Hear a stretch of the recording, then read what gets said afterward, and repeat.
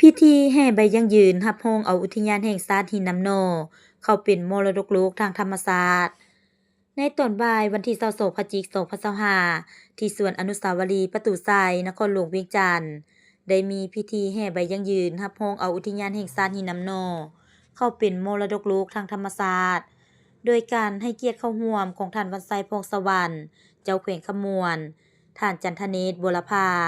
รองรัฐมนตรีกระทรวงเกษตรกรรมและสิ่งแวดล้อมมีบรรดาการนำจากขั้นศูนย์กลางการนำจากแขวงขมวนต่างหน้าจากองค์การจัดตั้งสากลพร้อมด้วยภาคส่วนที่เกี่ยวข้องและนักศิลปะเข้าร่วมอย่างเป็นขบวนฟุดฟื้นท่านวันไซพงษ์สวรรค์เจ้าแขวงขมวนได้มีคำเห็นต่อพิธีว่าอุทยานแห่งชาติหินน้ำโนได้ถูกรับรองเป็นมรดกโลกทางธรรมชาติแห่งธรรมอิฐของสาธารณรัฐประชาธิปไตยประชาชนลาวอย่างเป็นทางการในของประชุมคณะกรรมการมรดกโลกครั้งที่47ที่นครหลวงปารีสประเทศฝรั่งที่ได้รับการรับรองเอาอุทยานแห่งชาติหินน้ำโน